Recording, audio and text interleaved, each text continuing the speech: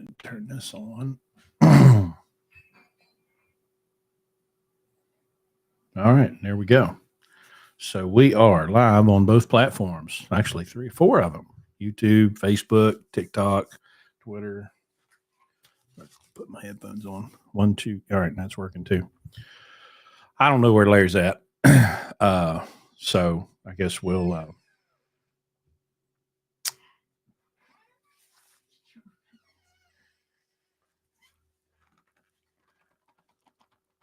see this, brother. Okay. Our thing is broken. The bottle opener thing. Oh, I guess your brother did that. Okay. Things we do for our children. Anyway, wow, what a week. Holy crap. I have been working in the shop and gosh almighty, it's been, so update, we had this truck that was having all these boost problems. I fixed it, right, Evan? It's fixed. I haven't heard any complaints. And basically what I did was I was load testing the wires going to the turbo speed sensor and the boost sensor, where you take like a sealed beam light that pulls a lot of amps, and ran power through. And when I took the ECM connector off, I looked at it and I'm like, my gosh, that looks dirty. So I sprayed it out with brake cleaner and compressed air and plugged it back in, and all of our problems went away. So is what it is, I guess. Just another day in operating trucks and trying to work on them. And we had another one. So we have a 99 Century that we bought a couple years ago, sight unseen, for $17,000. It it was basically like a kind of like a one owner truck. The story was the guy had driven it as a company driver at Schneider for like 4 or 5 years, and then he bought it and he drove it at Landstar until he passed away. And then someone bought it from the family, and then that person sold it to us. The truck was still in immaculate condition. I mean, for a 25-year-old truck, the interior is almost perfect, and has served us well. Well, a driver got out of it in February, and it had a really bad oil leak. Surprise, it's a Detroit. But it had a really bad oil leak that we knew we had to fix. And it was the front cover on the front of the engine. Knew it was going to be a big job. So in order to take the front cover off, the front cover on a Series 60 is 2 pieces. There's a front piece and a back piece. So there's the back piece that bolts to the motor, and then you have all your gears, your bull gear, your power steering gear, compressor gear, and all that stuff. And so in order to replace that back cover, or to seal up that back cover, everything has to come off the front of the engine, including the camshaft gear. Well, when he got looking in the top, we realized that one of the rocker shafts had failed, and it had eaten up the camshaft, one lobe of the camshaft. And I'm like, okay, not a big deal. It's expensive, but let's get it fixed. So we had to put a camshaft in at Rocker Assemblies. Well, that was an ordeal, because eventually we heard our favorite words, national back order. So I'm, again, like I always do, I made phone calls, and I found the rockers in North Carolina, and I drove down to get them. Well, what nobody bothered to tell me is that the shaft, there's 2 shafts that the rockers ride on where they go back and forth and do their thing. Well, I left them with the old because I assumed, because I'm an idiot, that the rocker shafts would be in the box. They weren't. Left those in North Carolina. So we ordered new rocker shafts. Now, I had heard before something about rocker shafts being put in upside down. I couldn't picture that into my mind. I'm like, how do you put something in upside down? Well, I found out. So back in the day, the rocker shaft, which looks like it's about, I don't know, they're probably 8 to 10 inches long, something like that, and they're round, and the rockers ride on those. And so they have a bolt on the top that has a spacer for a rounded surface. Well, when Herbie was putting them back together, he took off the spacers. So why wouldn't you put the spacers back on? Well, they changed the design. So now the rocker has a flat spot for the top, and you throw away those spacers.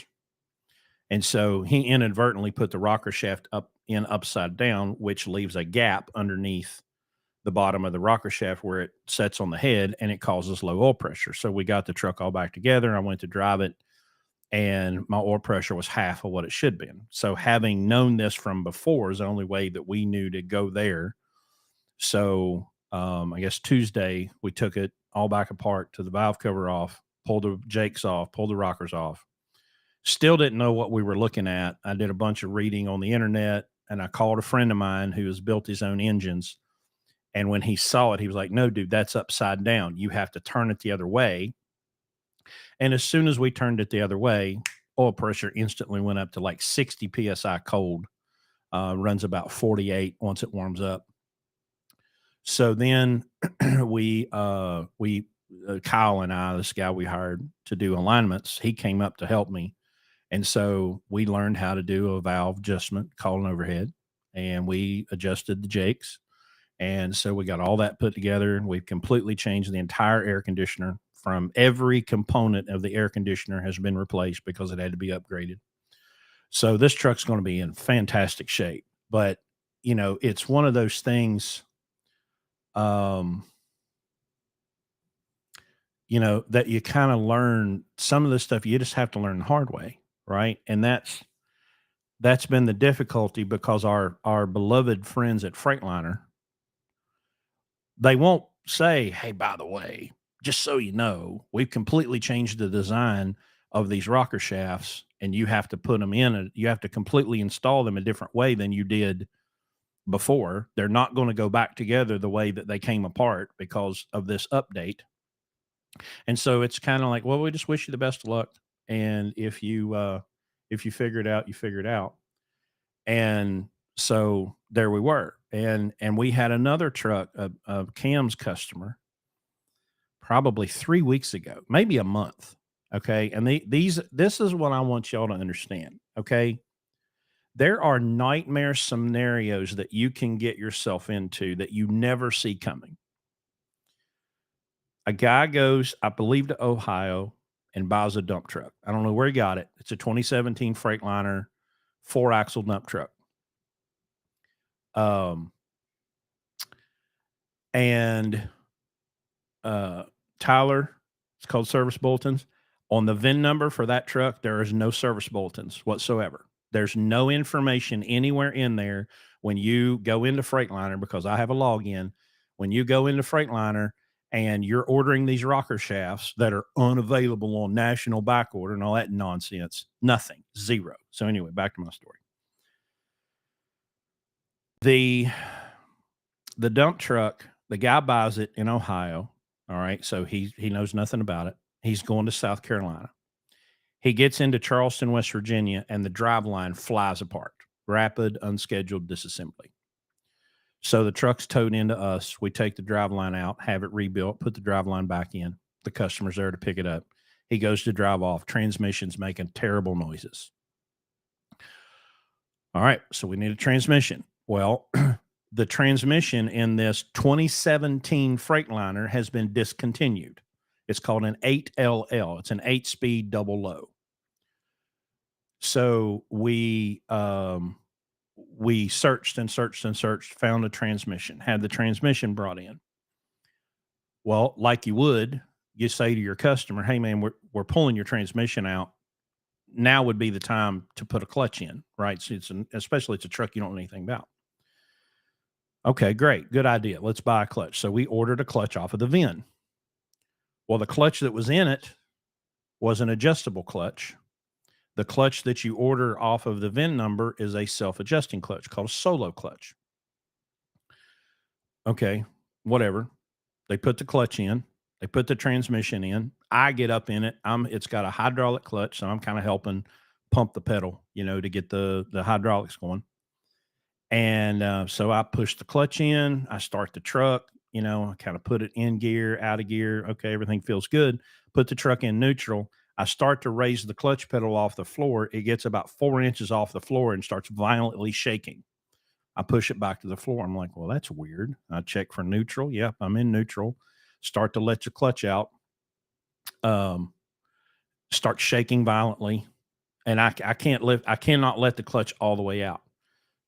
So we start looking up in there with a flashlight, and there's a fork, just like that, and that's what goes back and forth to move the throwout bearing, and it's hitting the clutch, and we're like, oh my god, what do? We pull the transmission back out of the truck. Now we're like, okay, the clutch that was in it didn't match the VIN. Now we're down rabbit holes. So we pull the flywheel out. And there's a casting number on the back of the flywheel. It doesn't match what's supposed to be in it. We call the customer. Of course, the flywheel's also been discontinued in this 7-year-old truck. I found there's 5 of them in North America. One was in Canada. Well, there was 5 supposed to be.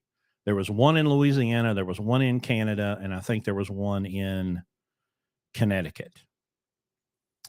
The customer decided he was going to send us flywheels. So he sends 2. He gets one off of eBay and he gets one from a Freightliner. So the one from Freightliner that has the correct part number on the box, we open it up and it's not even close. It's a flywheel for an auto shift. The flywheel that came from eBay was the same as the flywheel that was in it that we thought was wrong or had been changed. So I called the hotline for Gearman 93 on TikTok, a guy named Mike, amazing follow. I call him and I'm like, dude, what the hell is going on here? And we went back and forth, and it could be this, could be that. Something is terribly wrong. Things are not matching. Things are not what they're supposed to be.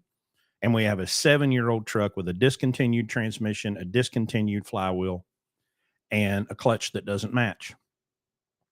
So yesterday we heard about a guy here locally in Charleston. He's actually in Nitro, West Virginia, who is supposed to be the transmission guru of all gurus. And he comes up to the shop this morning. And we start looking, and I'm explaining this whole story from start to finish. And he's looking at the bell housing, and he's looking at the flywheel, and he's looking at the clutch. And he was like, man, I just don't get it. Doesn't make any sense. So he's getting ready to leave. Like I'm back to, I have called Canada, and I'm asking this guy in Canada if they will measure the depth of the flywheel, because we're thinking that the clutch has been pushed too far back toward the rear of the truck.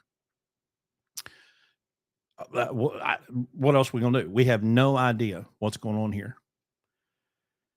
And at the last minute, the guy pulls, because he's one of those old school guys, he pulls a little screwdriver out of his pocket, and he goes over to the flywheel that came out of the truck, and he sticks it down in there, and he kind of measures it. And then he goes to the new flywheel and he checks the difference. Well, back on like day 1, we had the clutch and we're getting ready to do all this, and the flywheel needed turned. It needed to be machined. So I took it to a place and had it machined. They went too far. They went probably twice as far as they should have gone. We didn't know it. And what that did was it put the clutch plate closer to the engine, which changed the angle of that fork. And when it changed the angle of that fork, it made the fork hit the clutch. So when we put the correct flywheel in it and it moved the clutch back, I mean, we're probably talking 70 thousandths of an inch. Okay. But it moved that clutch back just enough to change the angle of that fork. I took the truck on a test drive and it's fine. It's perfect. it's been a month chasing this problem and because nobody can do any damn thing without a VIN number, right? All you can do is, well, here's the VIN number, order me my parts. Nobody can measure anything. Nobody can, it's just you end up in these nightmare scenarios where everybody has been trying as hard as they can possibly try, doing everything that we can, but there's no specs. I mean, we were trying to, we had these three different flywheels, and we're like, okay, well, maybe we could find some build specs on them uh, to show, well, how thick is it? Can we put a micrometer on it? How thick's it supposed to be? How do we tell these parts apart? And there's nothing, absolutely nothing to go on. And we finally found the old school guy that came in and went, well, maybe what if it's this? And he looks at it and boom, he found it. Y'all, the stuff that I have seen since I have been working around this shop over the last, I don't know, year, I have watched these crazy, crazy scenarios happen. And Jesus, don't even get me started on these godforsaken warranty companies. A truck could be fixed. If you had money, the truck could be fixed in a couple of days. But no, I've got a warranty, and that turns a 2 or 3 day job into a month dicking around with the warranty company. And then you find out, well, they're really only going to pay half the bill, And so you dicked around all that time. Where if you just had the money and just paid for it, you you'd have been making money, right? I mean, a truck should be making $1,000 a day, you know? Um, but yet they sit there and they sit there and they sit there and they sit there. And I came up with a little paper, my parts request form, right? And I'm like, okay, what part do you need? And give me a description of it. And does it have a core? Does it need gaskets and seals to go with it? Because the number of times that I have watched to order a damn water pump or something. Oh, you need a water pump? Okay, yeah, we'll send you a water pump. Um, and then you're, oh, wait a minute, I need a seal or I need a gasket. Oh, well, you didn't ask for that. Well, damn, dude, I ordered a mother.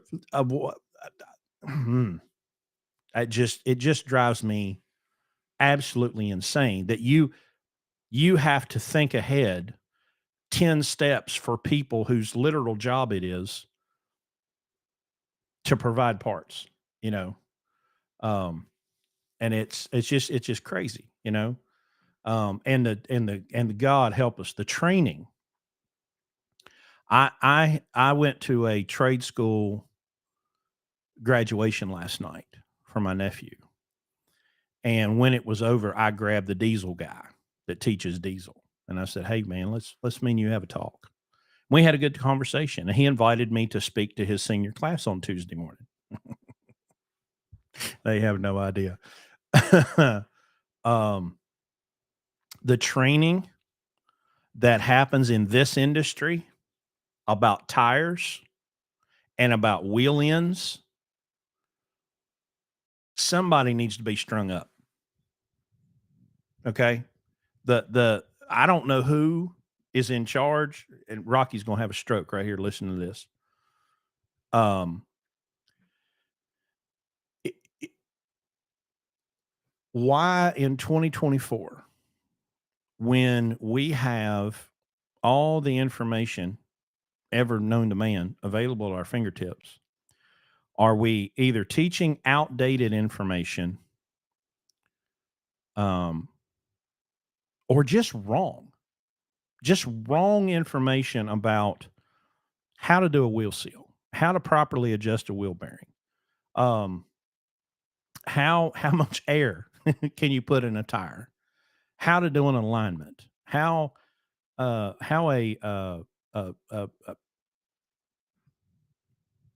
basic stuff, basic stuff. And when I have I've had the honor and the privilege and the pleasure of being around the Bruce Mallinsons, Mike Beckett, Rocky Rockefeller, Chad Hone, Jim Fowler, the people in the MD alignment, people that do engines. Like I have had just it's an incredible privilege of being next to people that have forgotten more than I'll probably ever hope to learn about things. And when you I'll call Rocky because I got Rocky on speed dial because one of the guys will, hey man, what's this torque spec? Hey Rocky, what's this torque spec? And then I tell him, oh, well, that ain't how I do it. Well, I don't give a shit how you do it. Well, that ain't how they taught me. I don't care. I just talked to one of the foremost experts on planet Earth about wheel ends, about wheel bearing adjustment, about wheel seals. Oh, well, that ain't how they taught me in school. Okay, well, I don't care what they taught you in school. I'm literally on FaceTime with one of the best that's ever lived when it comes to suspension alignment and wheel ends, right? And so if he by God says to do it that way, then that's how we're going to do it. That's how it needs to be done. Um, that's I don't. I mean, Larry has this great line, which we still don't know where he is, by the way. Larry has this great line about if you really want to know the depth of someone's knowledge, real knowledge on a topic, ask them why, and then just shut up. Oh, okay, yeah. Oh, okay, yeah. I hear why.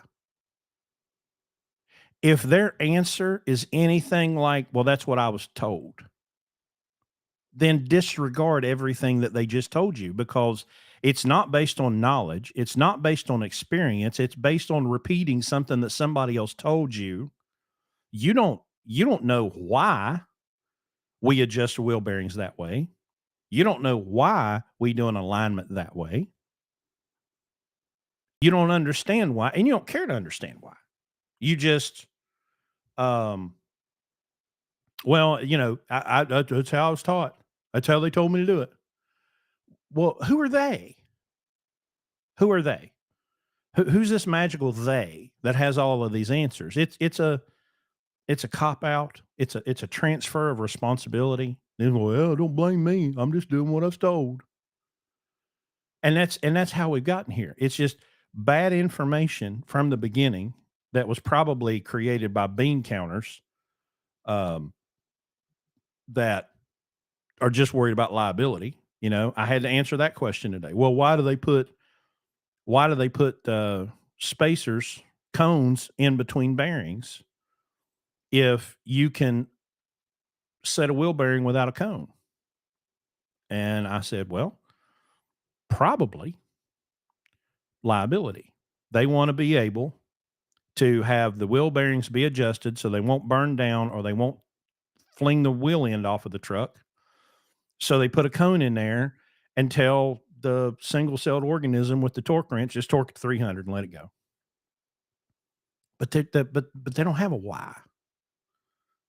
Everything that we do, the reason that we do it the way we do it is because we have refined it over time and we have a why. The how always comes from answering the why first. Why do you adjust wheel bearings the way you do? To make them last. To make the tires last longer, to make the bearings last longer, to make the truck drive straighter.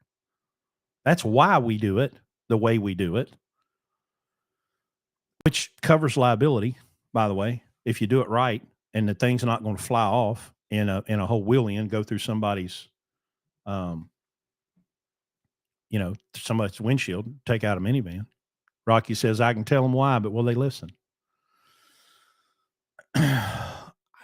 you know, I don't know. Delivery is important, um, uh, you know, uh, it's, um,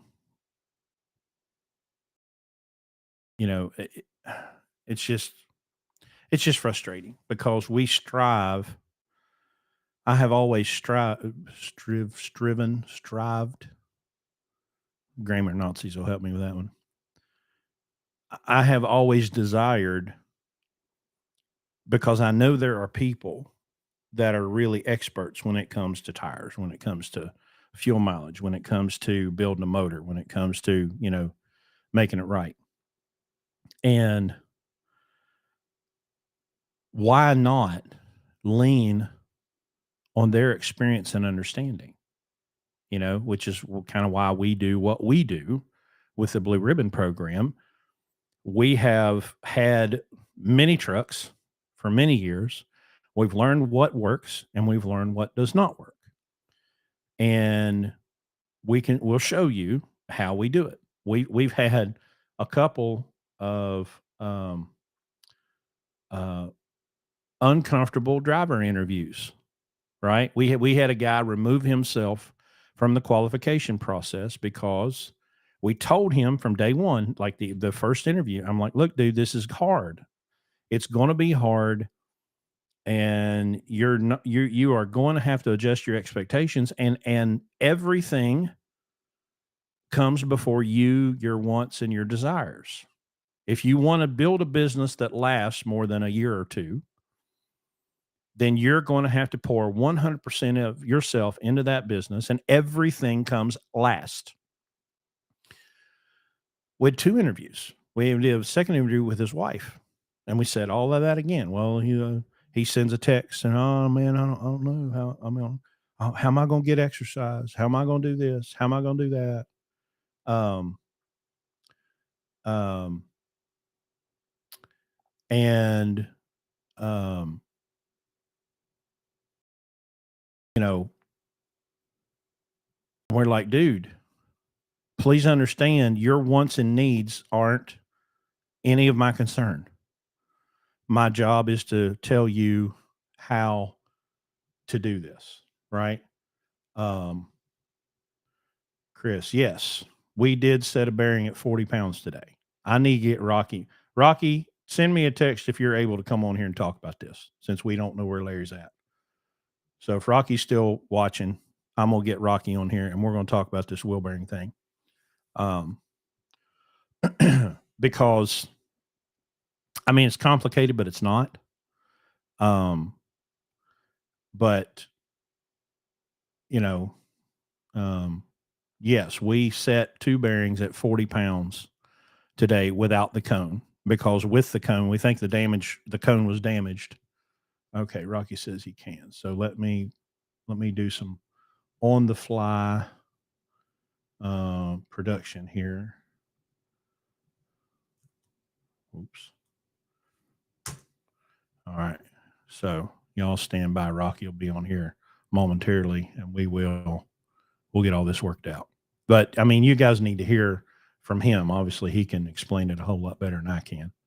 So just stand by while he does that. Um, let's see if I missed any questions. Oh, listen, y'all, the podcast, the audio feed. There's something going on with the website. I don't know what it is. And honestly, I'm just going to be honest. I have not had the time to dive into it right now. There's something wrong with the feed, and I'm putting audio files in the feed, and the feed's just not working. And so I apologize for it being wrong. All right, Rocky is getting set up, and once he is set up, I will bring him in, and we'll talk about wheel bearings and all that stuff. Okay. Oh, come on, computer, work for me.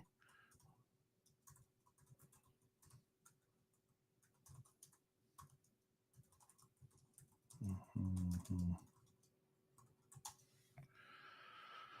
Oh, well, Rocky's on here, but it's not. Rocky, if you can hear me, turn your phone sideways and try to turn on your camera. You might have to refresh the page. Let me go to we are not. I know I have given Kevin Rutherford's people all of our audio files. They've got like 100 episodes or something. I haven't looked yet to see if that's working or not. So you guys will actually have to tell me. I'll text Aaron and see what's going on with that. And hopefully we will have Rocky here momentarily. Let's see here. What else we got?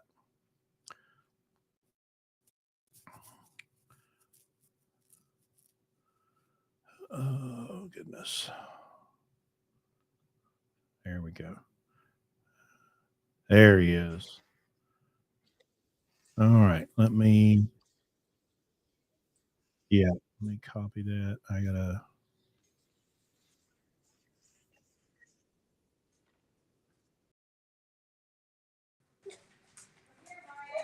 All right. We have Rocky on YouTube and on the.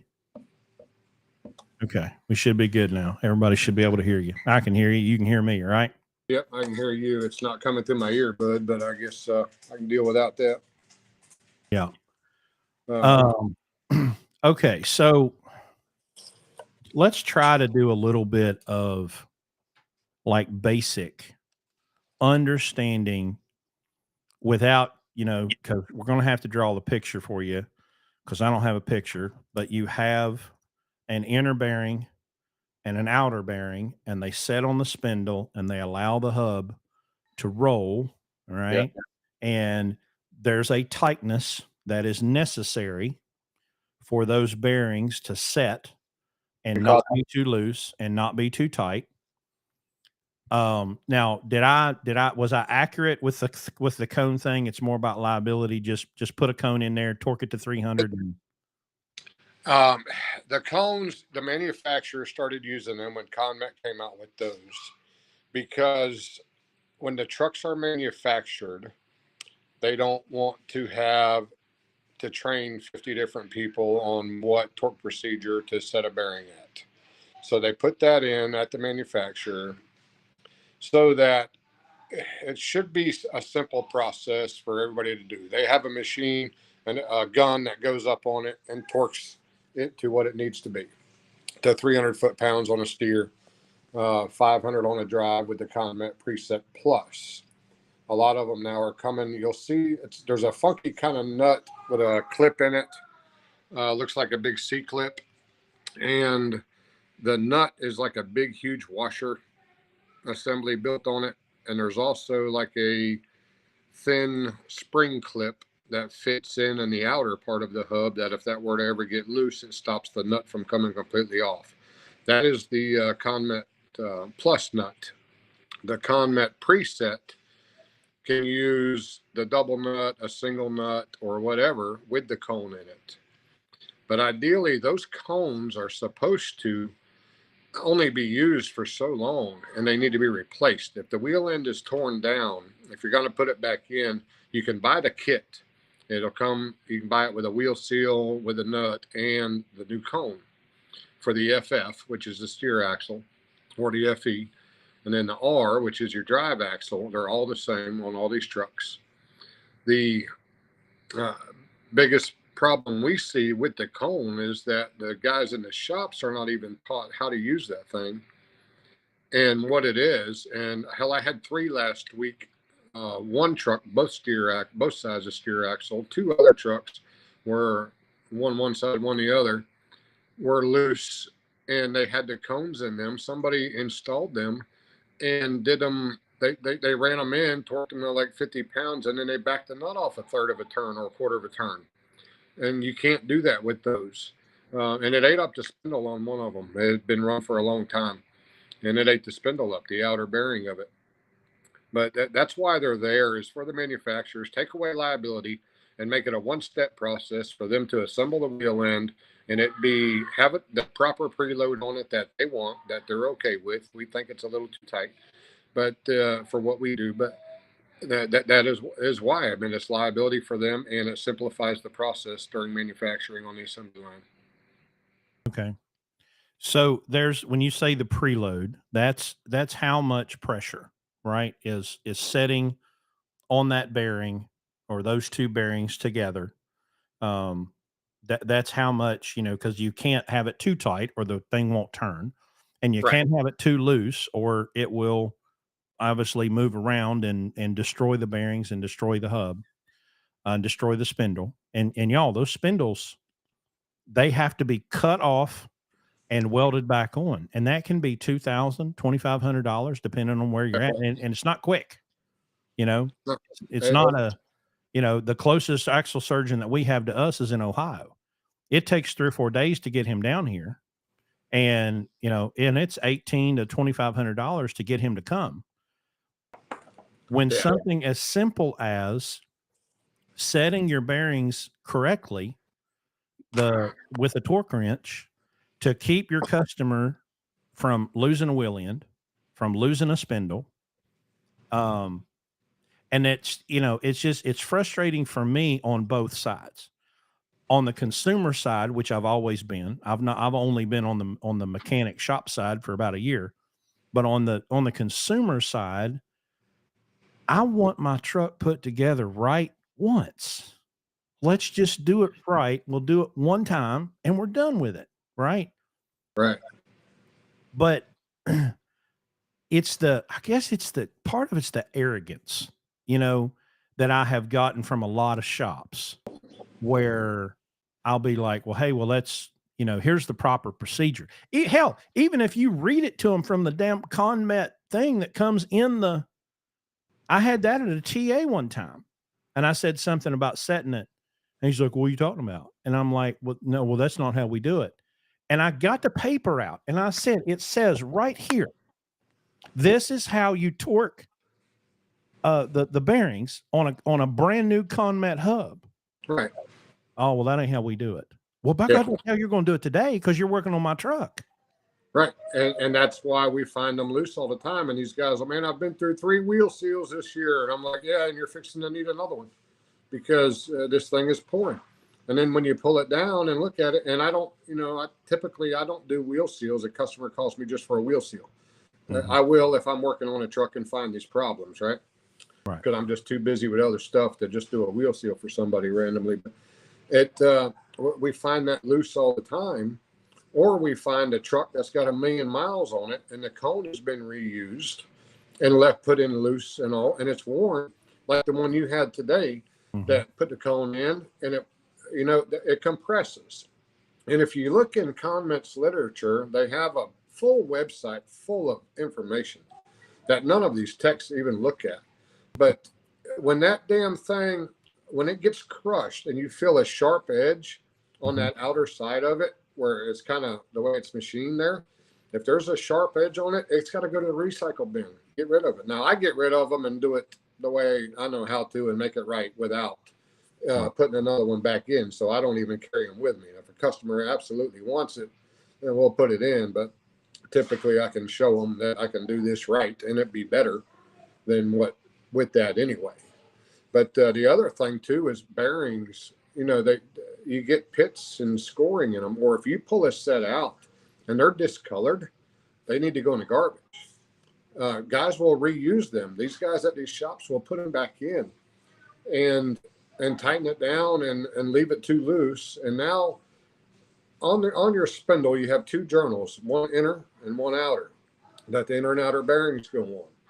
Those journals need to be the perfect size. You can only have 3/1000ths of an inch from manufacturer spec of play there, of wear.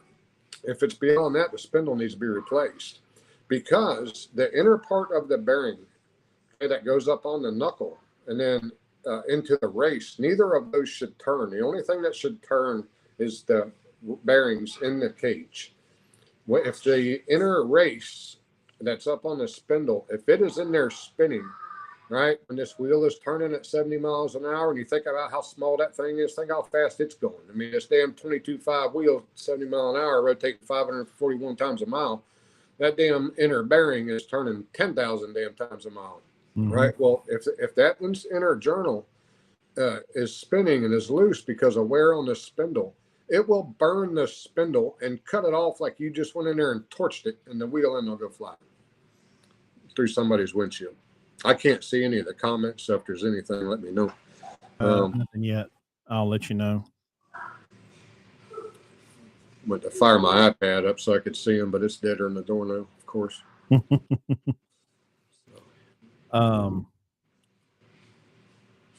Yeah, it's crazy.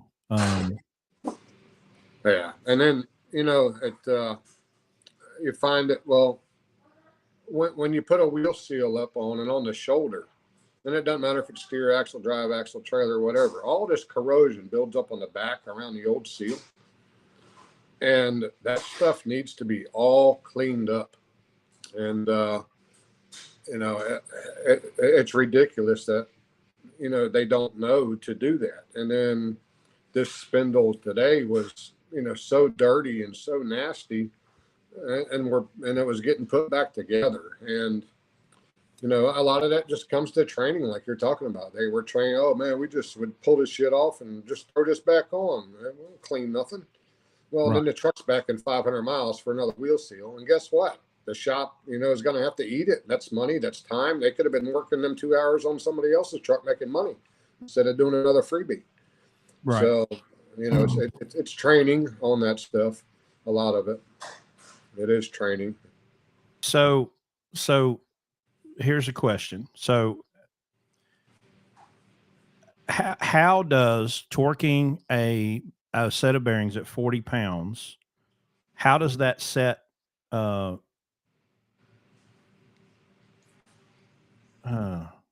looking at the question. I don't know how that sets of seal up on the hub. Shit, I'm right in front of my computer. I can turn it on and put it on YouTube. Well, this was the text.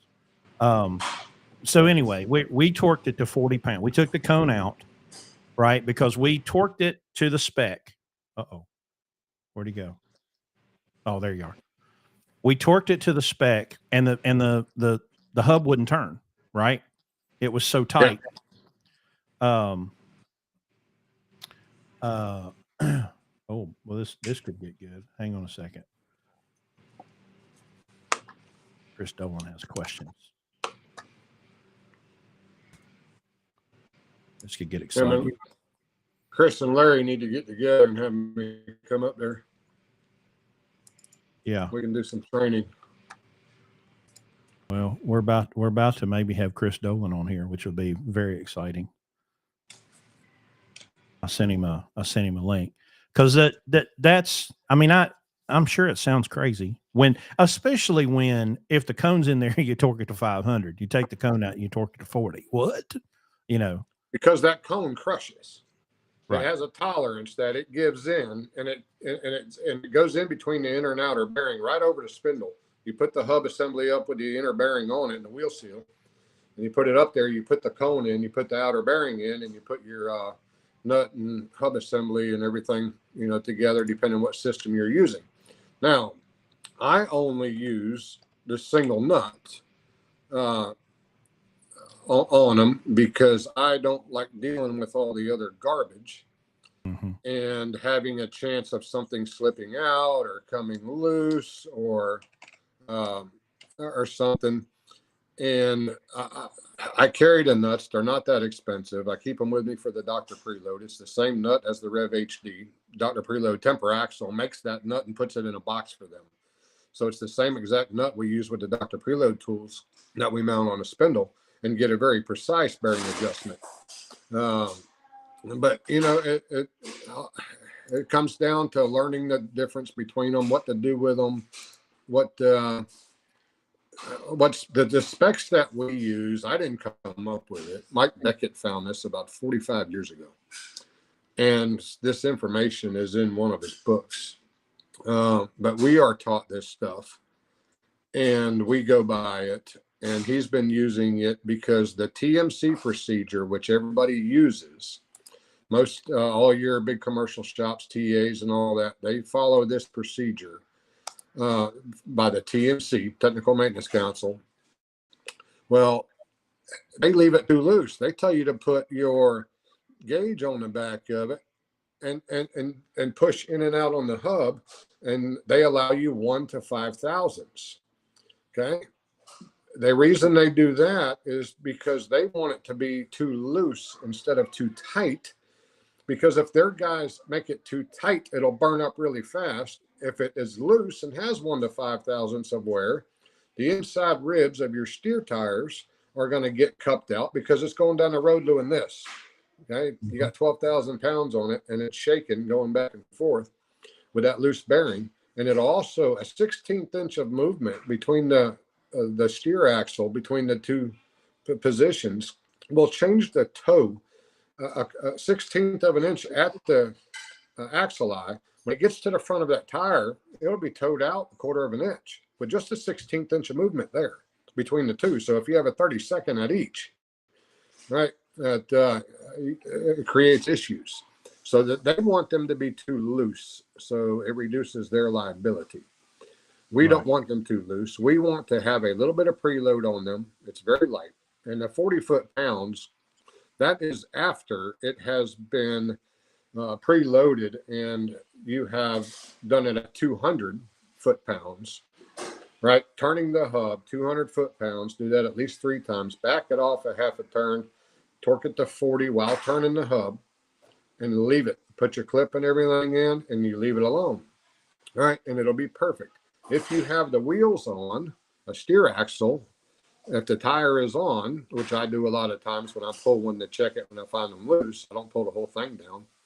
I got my way to chalk it up, and so nothing moves. And if a steer tire is on, we do that same procedure. We back it off. We do a final torque setting of 50 foot-pounds because you have all that extra weight on. A set of duals we do at 90 foot-pounds if the duals are on, and wide singles 75 foot-pounds with a single nut. All right, we got Dolan. we got Dolan on here. So, all right, Chris. Now we may have to redo what we were talking about because I don't think I told him to go 200 and then back it off and then do 40. I think he may have just done 40. So we may have to correct that tomorrow. And you put new bearings in, correct?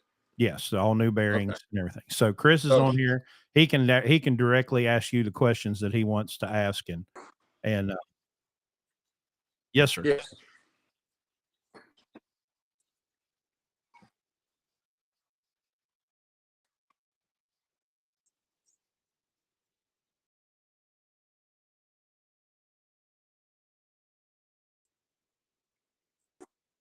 Well, with the single nut, 40 foot-pounds. Okay. But before you do that, that's your final setting.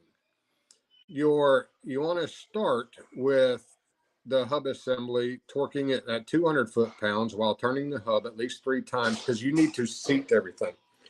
And hopefully when they put new bearings in, they put races in. Did they? Yes, races and bearings. Okay. All right. Because when you replace bearings, you can't just throw bearings in. They are matched. That set that comes in that box, okay, they are precisely matched to those races.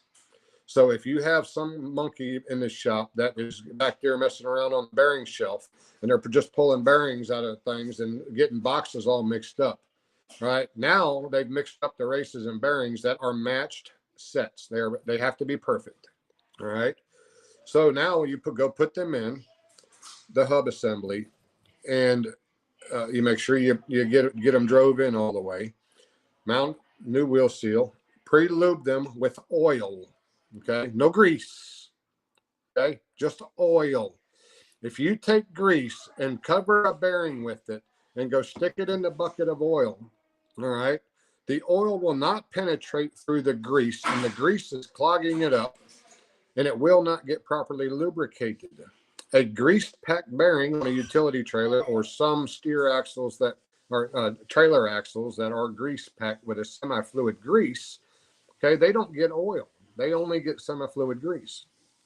But when you have an oil bath hub, and especially a drive axle, is oil bath because your differential's got oil. It's not grease. So when you coat that bearing with grease, now it can't get oil. Now you're going to put it in this hub, set it all up, and go drive it down the road, and you'll end up burning it up because the grease is not allowing the oil to get to it and lubricate it all the way around it in every channel, all through the bearing cage. So now that bearing has to be cleaned, right? And I don't know who taught these guys that stuff, but it's absolutely wrong with an oil bath hub and never needs to happen again. But with an oil bath hub, if you have a little bucket, little half-gallon bucket with some clean gear oil in it, while you're doing your wheel seal and that stuff or tearing it down, take the new set of bearings and races, drop them in the bucket and let them just sit in it for a few minutes while you tear it all down. Clean the hub up, clean the spindle up, clean the back of the shoulder, because that'll cause you a wheel seal failure in about 50 miles. When they don't do that, they'll think it'll leak. So you got to get all that old grime and shit off of there, especially if you're using the Rev HD seals, because they sit a little farther on the shoulder. And they're all I use anymore. They're an awesome seal. But even if you're using a Chicago Rawhide, SKF, whatever, that all needs to be cleaned. And what I saw today was not. I would have burned somebody's ass up if I was there with them today. Believe me, I was pissed when I saw this assembly going together, because I deal with that all the time. You know what I'm saying, Chris? I see what happens when things are put together that way. My family's out on the road riding beside these trucks. You guys are the driver in the truck. A loose wheel and a spindle burning up, buddy. You're talking about a set of duals, 1,000 damn pounds, coming off the truck at 70 miles an hour, going wild with no direction, ends up in a van full of 6 kids and 2 parents on their way to Disneyland. And they don't make it to Disneyland. Okay. So wheel end training is something that is very neglected in the entire industry. And we don't know why. I don't know why these guys don't do that, but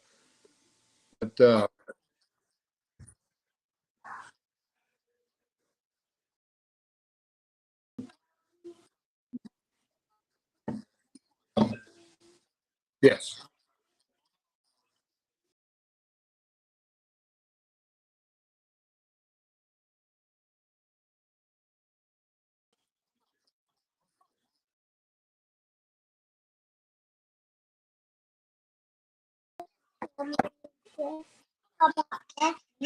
Yeah.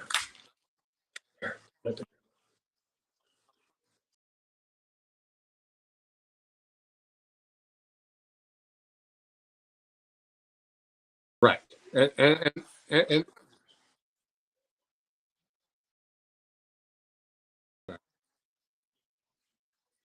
and I do too, because every one of them you ask, I could go over here to the TA 10 minutes from me over here at exit 329 and walk in there and ask those guys, what do they do with bearings? And every one of them will give me something different. Every damn one of them. Right. And I actually fixed one of theirs about a month ago. The guy was too lazy to clean up the mess back there behind on the shoulder of the spindle, and actually left the wedding band of the old wheel seal up on it and put a new one up there to it and tightened it down, had his feeler gauge and all up there. The driver told me, he said, yeah, he had his thing behind there and was pushing and pulling. He left out of there, got up 95 up into Jacksonville, and the wheel is just wobbling all over the place, right? The nut was barely on the threads. Barely. There wasn't but about 3 threads showing. So the spindle and everything, the hub was not even up on the spindle. So I go up there, I tear it down. He thought he had a bad tie rod end. I get in there up under the truck. I'm on the side of the interstate. It was like 4:35 o'clock in the afternoon, and didn't want to be there, and almost didn't go to this guy, but thank God I did, because nobody else would have fixed the damn thing, right? But I pulled it all down, and they left the old wedding band back there because they were too lazy to put a good seal on it. So they put one of them on there. You got to drive that thing on. I don't use those. There's really not a need to. If the knuckle and all assembly is that Are you bad, talking about like the Stemco? yeah, the Stemco one that has that steel ring that goes up in there, you got to beat on. Right. But guys will miss that. And you got to take a chisel and a hammer and beat that damn thing out of there, or cut it and get it off of there, right? Before you can put a new seal on. This guy completely missed it, put it together. And in no way should have left the shop.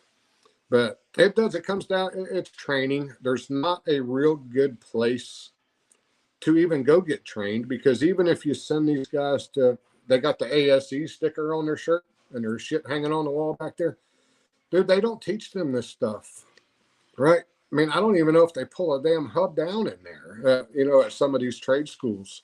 I suppose that, maybe they do, but they don't teach them properly. And if they do, they follow the TMC procedure, which leaves the wheel ends too loose. But they want them, like I was telling Chris, I don't know if you heard that part.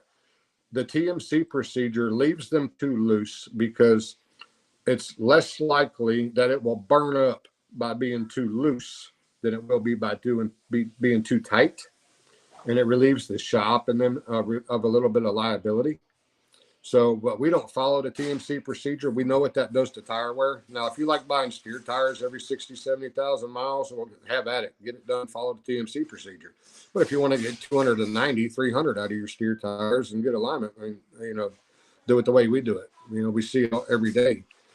But it really is. It blows my mind how many wheel in problems that I see from guys just not installing properly, not cleaning up the mess. And that should be just common sense, cleaning it up. And I can see somebody telling these guys to pre-grease it before they do that. Somebody taught it, somebody that. I can see some, and then the guy doing that. Well, absolutely wrong thing to do with oil bathtubs.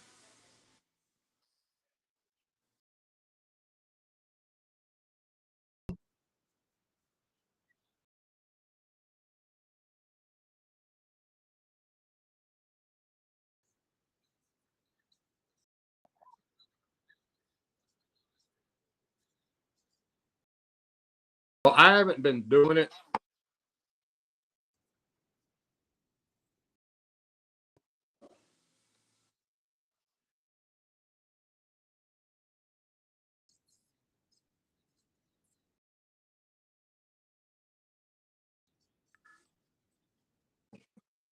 Yeah, yeah, yeah. You set the seal.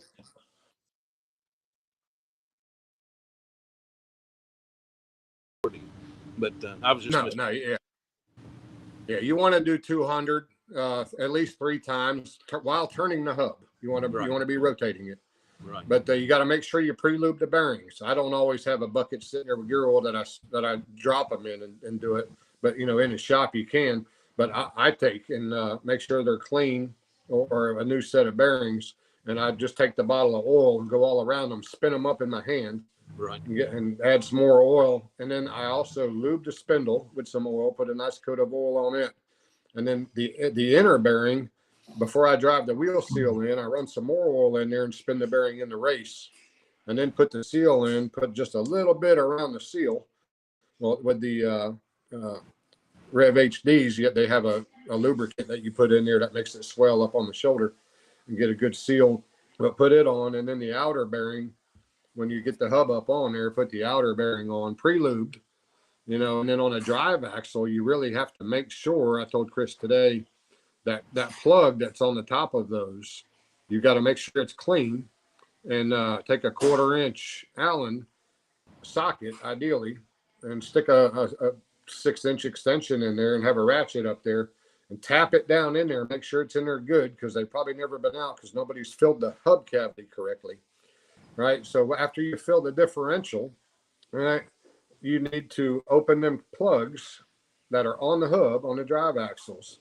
Open that up and squirt about a half a bottle of hub oil, gear oil down in it, so it fills that cavity inside the hub. You know how the middle of the hub is kind of cupped out all the way around? Well, that cavity is to hold oil. Okay. That's why it's there. Otherwise, they could just make it flat across. But it's machined out of there so that it can hold oil. And if you take that truck and run it down the road, by the time the differential gets up to speed and gets oil worked out to the wheel ends on the drive axle, if those bearings only have what little bit you put on their pre-lube, they'll be burned up. They'll be burned up before they get oil. I told Chris we had that same, the guy didn't make it 7 miles on a dump truck, and it locked up so bad that it ruined the tires, locked the tires up. I mean, luckily we got away. We didn't have to redo the hub, but it got the bearings, and all that was not what you just said. There wasn't no oil in the hub. They put a little oil on the bearing, no oil in the hub. And so, Tom, you enjoying that? I quit about 2 weeks ago. What was that? A vape or a? Vape, yeah, I Vape. quit smoking about 2 years ago. And now I'm on Whew. one of these damn things, and it I ain't could no smoke damn one better. that long. If somebody walked up here with one that long right now, I'd smoke. I know the feeling, man. It was tough for me the first month or so. Hmm. Yeah, But yeah, But- it did. We didn't make it about 7 miles is how far that truck made it. And that was the first one that ever happened to me. And it locked that truck. I couldn't believe that them bearings out there would lock these gears up. I mean, literally lock them up to the point that we ruined the tires. I had to get him tires. Yeah. And of course, everything new inside the hub. yeah. And see, you've been lucky for a long time if they've been doing them all the same way. You've been really lucky for a long time. And that's the thing. A lot of shops, these guys just get lucky. They have no idea that this thing failed 6 months from now, right? Or something happens, a wheel seal goes in that position. They pull it out. Somebody put new bearings in it, didn't put any oil in the hub. And these things are blue as can be. And it's like, man, these were just put in 40,000 miles ago. That's because they got so hot before they got oil from the housing that it caught just in time that it didn't seize them up and burn the spindle off of it. Have you ever seen a spindle burned off? Oh yeah, I picked them up off the side of the road and unbelievable. I've seen them in unbelievable. You talk about just melted like in like a. Yeah, it'll melt the end right off of it, Yeah. and the nut and everything will look like somebody went in there with a damn torch. Yeah. You know, but worse, you hope that the damn wheel end don't come off and go flying and kill somebody. But man, you see these trucks and trailers on the side of the road. Car carriers were real bad about it. I had owned a few. I bought my last ones in 07. They were using a Hendrickson axle with the grease bearings, right? The sealed assembly bearings. Most of them have kind of gone away from that now. But you had to do a service on them every 500,000 miles. And these guys that neglect them, they're the ones that you see in videos that are burning up a load of cars because they haven't. And they got them damn grease tubs that haven't been maintained. The thing went dry, got so hot. And when it gets so hot, it starts on fire and them tires catch on fire. It's going, buddy. A drive-in trailer, a car carrier, it don't matter. It's done. And the shop that touched it last, if they put that in improperly, you know who they're coming after. They're coming after us, the attorneys. They want to come get my insurance. They want to come get your insurance and everything.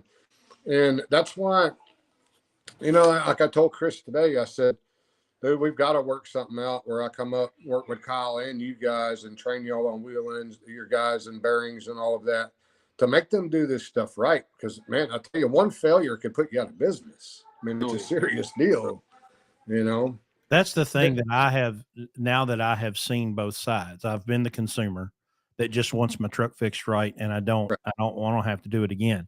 But now I see the other side of when the phone rings and it's like, oh, well, hey, y'all worked on my truck 2 months ago and now it's broke. So let's get out that checkbook. And I'm going, holy shit, that's a big ass bill. Right. But I never considered, that side of it before. All right. Good. Yeah. It, like that dump truck you said, you had to buy tires and all of that. If that wheel end was done properly, how much money would you have saved? A lot. Yeah, right. We'd have made a little money on the job if it was done. Yeah. But there was one there a while back with a driveline issue. I remember getting a phone call on that. They did the total opposite of what I said. Well, let me explain that. I was going to go ahead and explain that to me. I'm going to explain. Make it So make sense to me. let me just tell you, I don't know if Polk told you not at the very beginning, but we took that driveline out and took it to a driveline shop, laid it in their shop and said, we think this is a problem. 2-3 days later, I don't know how long it was, Chris, we get the phone call, we get it back. There is nothing wrong here.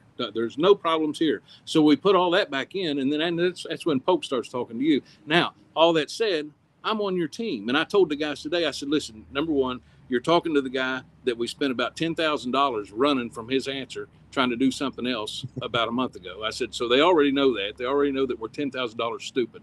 And now here we are again, looking like fools.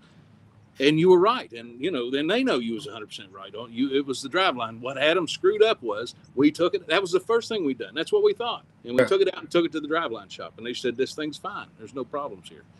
You put it back in, do everything else. And you say driveline. That's the last thing they done. And that was right. But we wasn't running from you, trying to get away from you. Number one, I wasn't really involved in it. But number two, we wasn't trying to get away. We wasn't saying that guy don't know what he's talking about. at all, in no way, shape, or form. That was the first thing that we had done.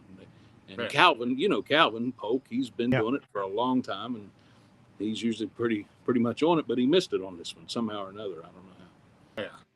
Yeah, and that's why I had Chris go through the procedures and get the rear end up and have him run it up to speed and look at that, because and that thing was just yanking all over the place, that carrier bearing. It was bouncing on the jack stands. Yeah, it was like this. Rocky said, "Well, just run it up to 50 or 60 mile an hour." And I had Seth sitting in the driver's seat. I said, "Run her up to 40." He was like, "No, I'm good. No, I don't." Because if that thing would have come off them jack stands, it was going to go through one of my trucks, I think, as a matter of fact, up in front of it. So hook a chain to it, yeah. to the back of it. I mean, it's just it was crazy, and I had some fun with the guy, because after we got done with that, and I said, well, I guess what are you going to do? Trade your driver's seat next, instead of changing the damn rear end. Yeah. No, we a lot of it comes from experience, and that's the shit that I deal with every day. And though I didn't start doing MD alignment stuff for everybody else on my own stuff until, was it 17 or 18, when I started doing on my own. And but all of my trucks, we used to do all of our own work with all my car carriers. And when I had drivers, I would be there at the shop all the time doing this stuff. And hell, I met Mike Beckett back in the late 90s when I met him. And hell, I hadn't even been driving very long, and had gone to one of the truck shows, and they had a booth there, and met him. And then when they were on the radio and stuff, listening to him since 2007 and everything. And man, just the amount of knowledge that we get from all of us MD guys as a collective group. We don't all find it all by ourselves. Hell, Chad called me the other day, and then I've had times I call Chad or Jim Fowler or, Jerry Woodland. We call each other. The one up in Minnesota, Shannon, hell, she called me the other day, was fighting one with a kingpin and a new tie rod assembly and something else on the back of it. And we walked through stuff. First time she'd had this problem, and we found the issues. But so we all work together and find these things, and that's how we all learn from each other. And I think, we need a good shop in West Virginia, Chris. We need one that will do things right, train properly, and will get this stuff done. And all because we get guys, hell, I get guys deadhead to me. I got one coming tomorrow, deadheading from Atlanta, bobtailing down from Atlanta. Right, because nobody up there can fix his truck worth of shit. So he's going to take the day, bobtail down here, be here about 9 in the morning for me to do his stuff and then go back. I got one coming Tuesday from North Carolina. He's like, I can't get a load down there. It ain't worth my time. So I'm probably just going to run down Monday night and see you Tuesday morning. Well, I'd like to be able to send these. I mean, guys call us all the time. I send guys to our guy in Martin in Ocala, to Chad in Kansas City, to Jim Fowler. There's out of the group of MD alignment guys, there's a small batch of us that really specialize and really care about what we do. Just like anything else, there's a whole bunch of people changing oil, but there's 5 worth of shit to take your truck to, right? Right. So there's about 8 or 10 of us that really stay involved and communicate all the time and everything, and we all learn from different things. And we've got some new suspensions coming out by Volvo. It's kind of similar to the AG 400 garbage that Kenworth got rid of. We had one of those. Yeah, and that one I did a Bluetooth alignment with you on was a AG 400. Yeah. That was fun. So I'm trying to get to these guys to say, look, we have the relationships, we have the contacts. Why not use them? I mean, I mentioned in the first part of the show, chasing this dump truck when it turns out somebody turned the flywheel too deep, all of that problem and all of those rabbit holes that we went down, I was calling Canada today, trying to chase this down. And it comes down to somebody just turned the flywheel too far, and it screwed up everything, and I mean, it's been a month, right. to get that done. That's crazy. And you fight this problem, customers losing money and all because of that. I got YouTube up on my computer. I see some comments that there's no sound from Dolan. I fixed it. Oh, okay. And somebody said something about the doctor preload on here. Where did I see that? Heard you say that Dr. Preload is unnecessary. Can you expand on that? All right. Here's my thought on Dr. Preload, and I'll tell you why. The Dr. Preload, I think, is a great tool. It's very precise, very accurate, and it is the ideal way to do bearings. I have to charge you to do that if I'm tearing down a wheel in. I've got to pay for those damn things. I've got to pay to send them and get them calibrated every year and everything else. We have to use the Rev HD nut or the temper axle nut that we buy straight from temper axle. I can get, if you have the cones in the truck and you are a fuel conscious guy and you drive your truck right and you want to try to get that extra little bit out of there, we'll Dr. Preload it. All right. Do all positions on your truck. Doing bearings the way we do them without the cone, when I jack one up after setting it and I get your wheel spinning, I'm getting almost the same amount of revolutions within about a half a revolution of that tire spinning as doing it the way I can do it without the Dr. Preload as I can with it.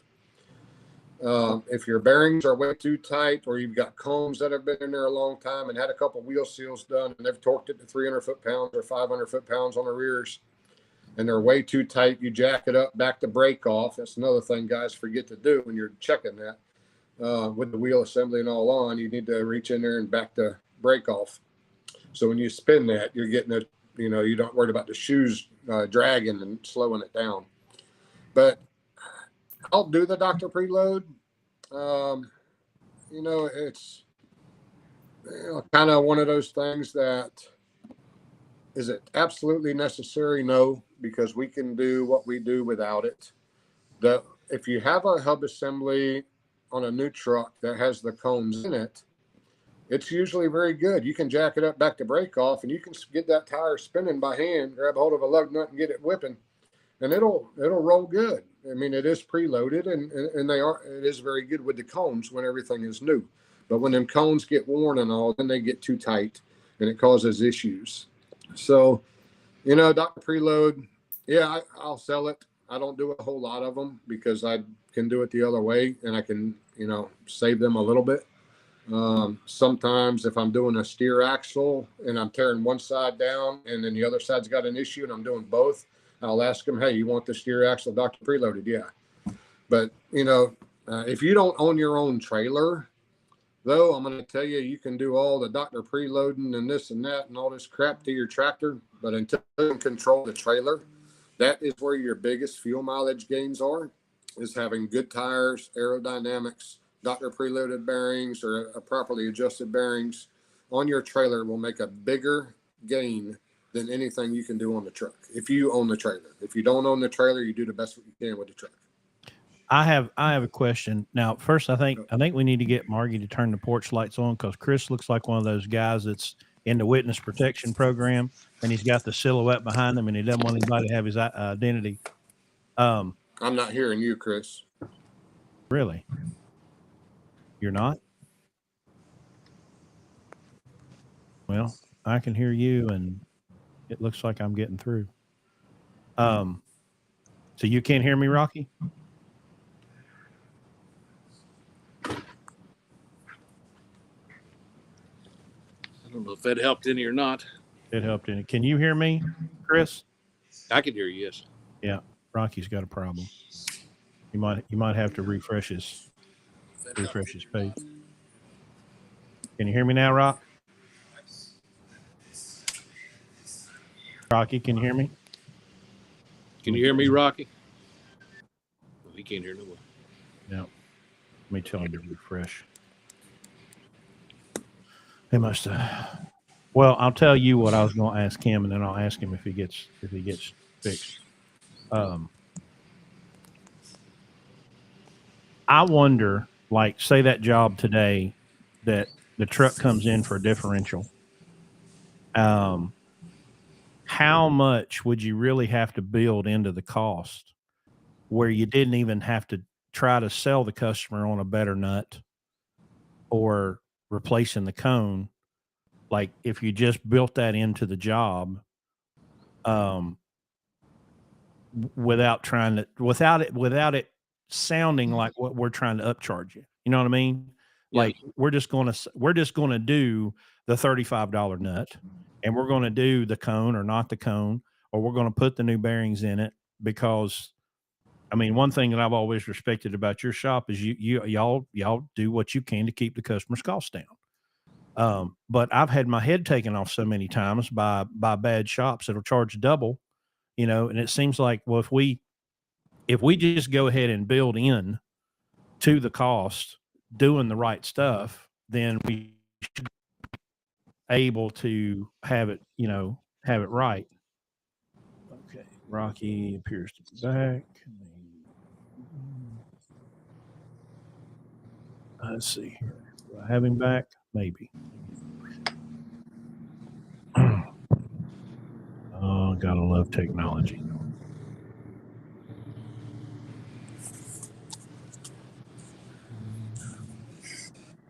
One more time. Yeah, this is big time internet. Well, what you're talking about there, I've always thought that sometimes that's where dealerships get bad names, is because when you take it into a dealership, they're automatically throwing that stuff on there.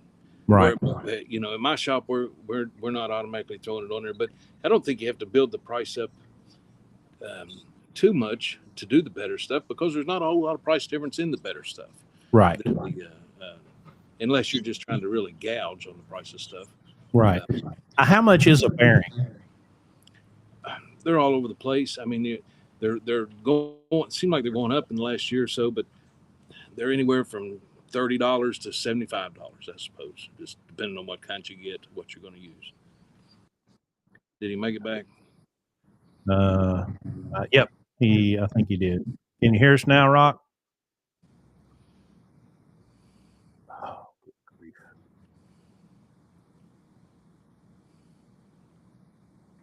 I can see his computer keyboard. There he is.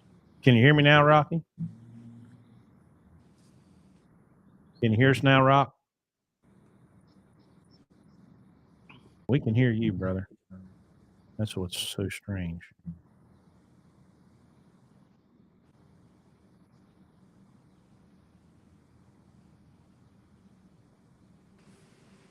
All right, we got picture. Can you hear us now, Rocky? Apparently not. How in the world did that happen?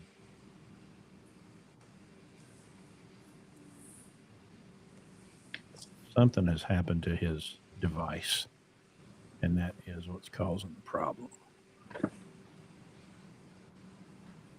Not getting any audio, if you can hear me. Yeah, there.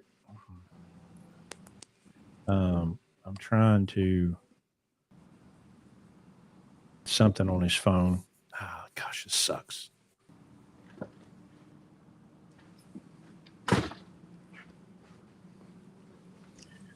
Well,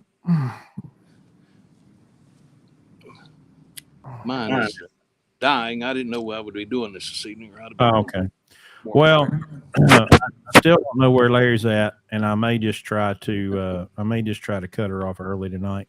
So, listen, you have become quite the broadcaster. I just need to get you one of these fancy lights. Sit out there. Got that river behind you. What about makeup? Probably need makeup too. Well, listen, we probably. Can you hear me now? There he is. There he is. Can you hear us? No, he's got some kind of problem. Yes. Somehow it attached to my damn headphones that are in the case closed up. You should have been off. Okay. So here was the question I was going to ask, and Chris and I kind of talked about it. How much really extra? Like today, the reason we were doing these bearings because the differential exploded and filled everything with metal, right? Well, how much really would you be increasing the price of the job to the customer to just do the good stuff without even telling them, like, so that you're not sounding like you're trying to upcharge them or upsell them on something. Don't even have to, you don't even have to try to have that conversation of like, well, here, we want to do this Right. better thing. No, no, no, no, no, just do it, because I know how they are, you know. Yeah. The fenders will be flapping, and that you couldn't sell them a bungee cord, to hold the fender on. Right. It can't be Yeah, that much more money. typically, if I have it apart, 125 an axle. Well, that was loud. Uh, Are you Is back? that me? Yeah, it's picking up something weird off of your microphone. It was really loud and distorted. Is it mine? Yeah, you got to take that stuff off. While you're working on that, I'll tell you what happens. What I see at the shop and is you can cover these. How is it now? Go You ahead, Chris. you can cover these prices in the beginning, and well, this bearing and this seal and the inner and outer nuts and all this. That don't, as you're telling them, as you're going through the job, doesn't bother them. It's when you get to the very end, and the thing is, they come in a mindset of about $1,500, and you throw a $3,000 bill at them. That's when they get upset, and I don't know when. I don't know. Right. Because it does. It adds up. Time you've got your oil and they feel like they're getting ripped off, but it's all right there in black and white. Yeah, and we're having to educate the customers as much as we do the mechanics. Right. That's true. And Especially right now, because everybody's broke. Everybody's on their last. I mean, they're at their wits' end with trucking. They're at a flat tire is Yeah. a big deal right now. So yeah, that makes it so much more difficult, because we're so cost conscious. But I'm more than happy to spend $35 for a nut that's going to guarantee that my wheel bearings aren't loose, my tires aren't going to wear out quick, or my spindle's not going to fly off. That to me is as an operator is an easy choice. But I don't know, maybe we have to do a better job educating the customer from day one. Look, you've got a differential. Yes, we need to put a differential in it, but you got to understand bearings, races, wheel seals, all this stuff is going to come as an accessory to that problem that we've got to fix. And we can't leave one alone. If you want the whole thing fixed, then we're going to have to fix the whole thing. yeah. Yeah, I've lost Rocky again. Not coming, Rock. Can't hear you. His Bluetooth or something must be picking up on his iPad. Well, y'all, I'm tell you what. I'm gonna look one more time, just make sure there's. And no word from Larry. Well, apparently he's watching on TikTok. Oh, good. Well, that's good. He said throw in a chrome visor and they'll take it no matter what it costs. Yeah, that's right. I'm just gonna be real honest with you. I'm absolutely exhausted.